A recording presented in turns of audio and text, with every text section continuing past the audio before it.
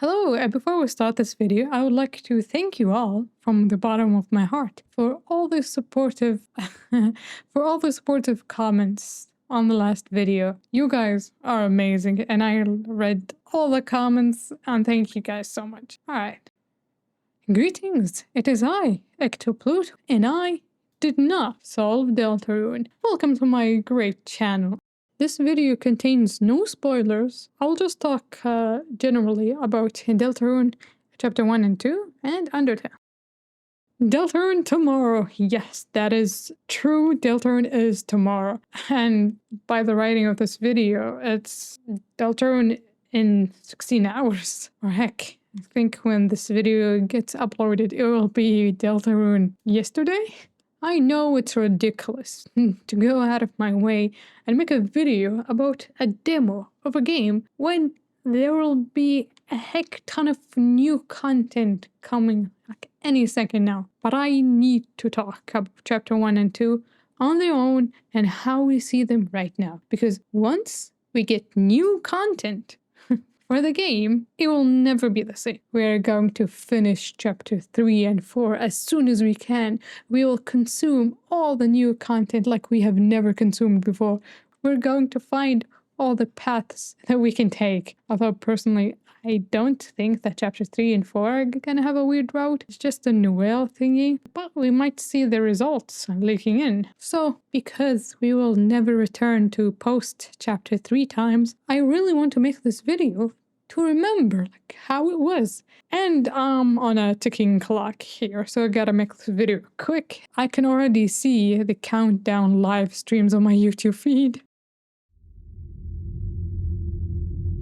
Around 2016, a previous friend of mine introduced me to a game called Undertale. At that time, I wouldn't necessarily call myself a gamer. You know, PlayStation was the only console we had. I used to only play Minecraft and Little Big Planet 2. How I missed this game, and it's such a shame what happened to it. So I was into animation and cartoon shows. Seeing the visuals, the colors, the character designs, and the fluid animation. It used to inspire me a lot to draw and design my own characters. So when I looked up what Undertale is, I hated it. Why are the characters pixelated? Why do they look like that? So yeah, I didn't like it and I didn't really care about the game. So I just went on with my life. And then on random days, I kept seeing Undertale fanarts, animations, and videos popping up on my feed. The accounts who I used to follow for animation content and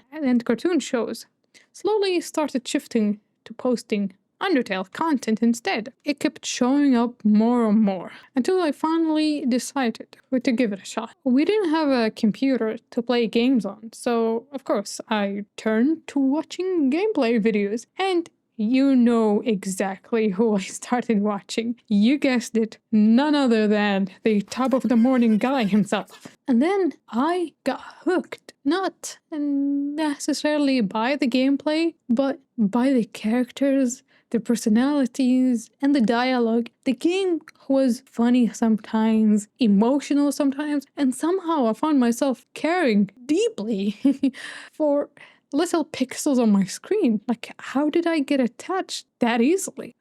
Maybe it was Jacksepticeye's voice acting that pulled me in. It really felt like I was watching a series, and I loved how he paid attention to all the little things, like checking every piece of furniture inside a room, or talking to every monster he sees. Like, the level of care made the game feel so alive, and I was all in. Undertale completely took over my brain. I was spending all of my internet time watching gameplay videos, and when I wasn't watching, I couldn't stop thinking about what would happen next. It was like I was stuck in a mental loop. Like, I remember downloading so many Undertale videos on my iPad to watch it later. When I don't have internet. And it was so funny how I used to rewatch the videos over and over and over again. And I also had some Astif movie too, but it's unrelated. But then, disaster. My final exams are coming. The absolute worst time to get obsessed with anything. I knew I needed to focus, but Undertale was the only thought I had in my brain. And then the worst possible thing happened. I thought she would forget this time, but no, she didn't. Our mother usually takes all of our devices during final seasons. Mine and my siblings, they're all gone. All right, hand it over. It's time to study. But Mom, wait. I still haven't finished watching. No. Math. Determine whether each of the following pairs of angles complement. What? Oh, I need to watch more Undertale. Oh, is that my grandmother's voice I hear? Oh, hey, Grandma, how are you? Oh, هذا جوالي. هذا تجيبينه تفيدك. Oh, yeah, of course. I'll go bring your phone real quick. Top of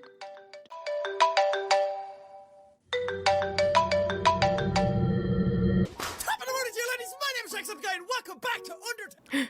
Wait, what just happened?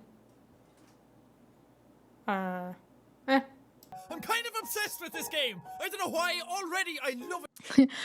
But I assure you, I returned her phone like nothing happened. Although I don't remember deleting the watch history. I bet she get really confused seeing Undertale videos being recommended to her.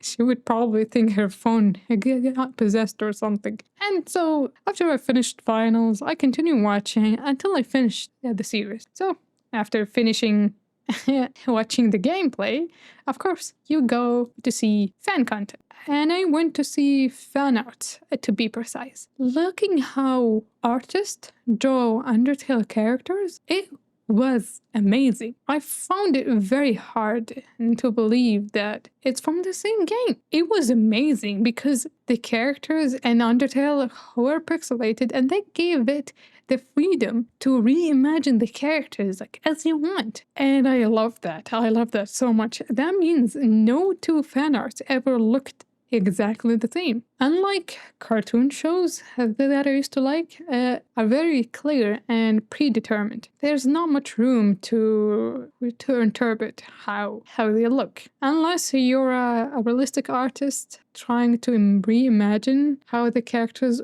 would look like in real life, I guess. Otherwise, the only variety usually comes from Sona's or original characters that are from the same universe. So back when I used to draw fan arts of my favorite shows, I found myself copying the art style of the show, almost exactly. I didn't find how much room to add my touch, But when it came to Undertale and Deltarune, even if you try to copy the style, once you draw it unpixelated, it naturally comes out different. That openness is part of what makes fan arts for those games so unique and creatively diverse.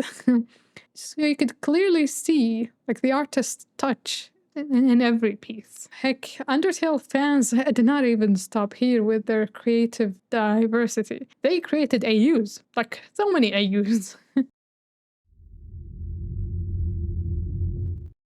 Fast forward a couple of years later, a new game with almost the same characters, but with a different, new story to tell.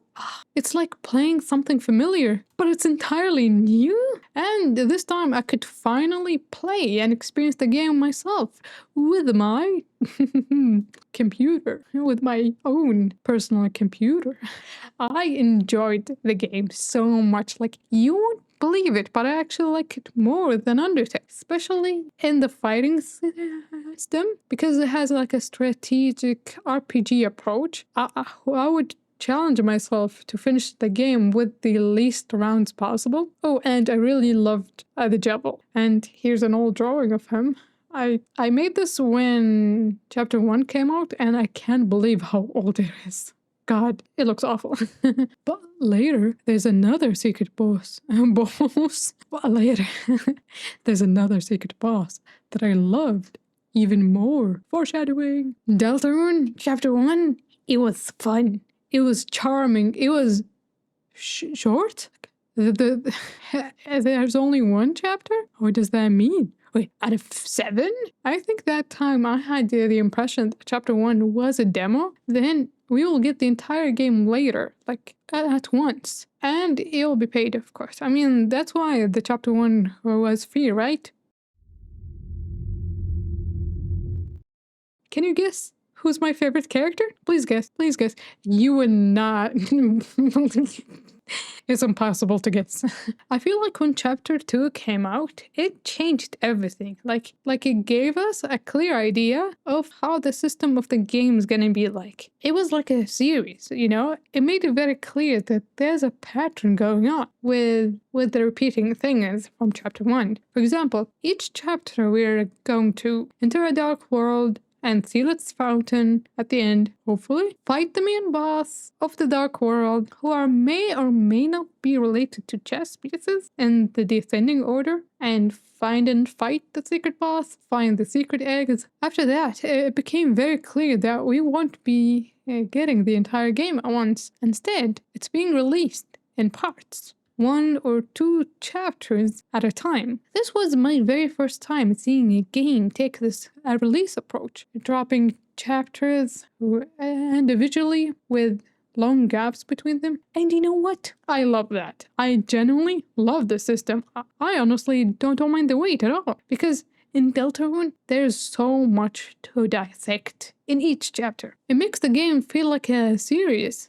It's like a show. I seriously enjoy how there's time in between chapters. It gives us a chance to fully digest each chapter, to truly understand and to create, like coming up with theories, fan arts, and animations. And let's be real, making videos and animations take a long time. So the breaks between releases, it gives fans time to put so much effort in what they create.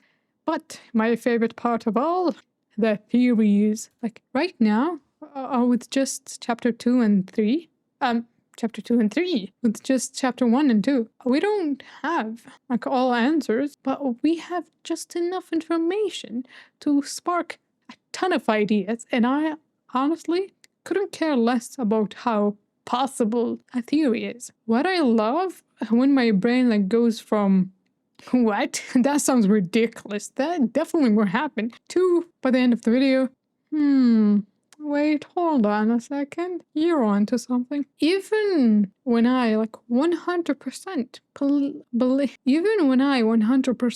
believe in a certain theory, it's so fun and enjoyable to watch others contradict it. The way different pieces of evidence can support completely different interpretations, it's fascinating.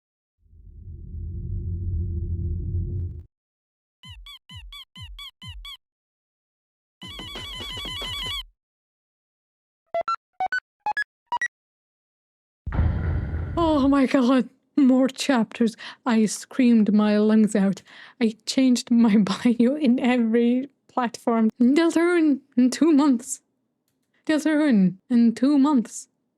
Deltarune in 2 months? Oh no, I'm not ready. We're going to get so much new content and new information to go about. So watching pre-chapter 3 theories will not be as fun anymore. Of course, we're going to have mysteries to uncover, but some old mysteries will surely get solved, even just a little bit. I realized that late. It's an end of an era, so that's why I took upon myself to watch every theory video I can find, and I got obsessed over Deltarune again. And you wanna guess when? That's right, during finals. What is the connection with me? Why am I connecting finals with Deltarune or Undertale? Can I please study in peace? But this time it's college, and I need to focus even more than school and my Undertale era. And it wasn't helping that theory videos were an hour long. Or more, 5 hours? I'm looking at you, device theory. So I used to split videos in parts and watch them while I take breaks from studying. While I was watching the videos, I found out something strange. All of the great theory videos were coming from really small channels. new channels. And I was watching their first video ever. This comment sums it up very well. Why am I seeing 300 small Deltarune creators this week? And why I'm loving all of them. The videos were so high quality, filled with passion. They were interesting, like funny sometimes, and very enjoyable. Like coming from small channels that I wished had more subscribers. I will list some channels that I really liked here, and of course I'll put them on the description below as well. So first we have Mr. Brick and Co. I watched the full recap video, and it's so funny, like seeing a lecture about Deltarune on a PowerPoint being presented to like friends sitting on a couch. Then Stuffed Alpaca. Oh, I loved the Burley video. Like, throughout the video, I was like, yes, true, tell him. Like, Burley is so misunderstood, and I feel bad for that boy. Like, he doesn't deserve some hate he gets. And just like what Queen said, there's nothing wrong with him. He's just annoying. Sometimes. Next, we have not a theory channel, but Block made an amazing fan-made secret boss. I love the silly guy, like the silly Pete guy. I've been seeing a timer saying time remaining before his public execution, and the timer is just when the new chapters are coming out. It is sad, but Steve, it is sad, but Pete will still live in my heart. Then, Senk. The guest and plan video is so reflective, and it made me emotional. It doesn't have to be canon. It doesn't even have to be true at all, but I will still believe in it. Go watch it. Oh, while I was writing the script of this video, I watched JG's video on Deltarune. It's so similar to what I was working on, and it was so nice. It made me feel so inspired, and it pushed me to make this video even more. I will end it with, honestly, my favorite channel, Cami Boy G. 7 Night Theory, Burger Pants Conspiracy, and Ralsei Absentee Father. Top tier videos, masterpiece after masterpiece. They were so entertaining, like funny and well articulated. So, there you have it. I did not solve Deltarune, but many amazing people did. And having gaps between chapters has allowed us to expand on the universe, create, theorize, and make our own Deltarune. Sounds cringe, I know. From the fans to the fans. All the channels I have listed above were created during the time after Chapter 2, when we were all waiting for more chapters. And since Deltarune is tomorrow, I can't wait to see even more channels appearing to throw their hats in the theorying. And that is all from me. This was Ecto Pluto. Thank you for watching. Hello, it's Editing Ecto here, coming to you live after the new chapters dropped. Now this whole video feels awkward and kinda pointless, but hey, I don't want all my efforts to go to waste. But funny thing is, while I was editing the video, I realized that I was missing some footage, but I was like too scared to look up anything Deltarune or Undertale related, because, you know, spoilers. Thankfully, I got some help, and the clips were sent to me downloaded in DMs. So to that person, thank you. Alright, goodbye.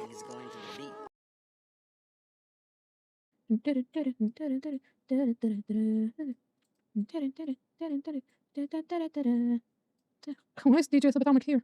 DJ Subatomic.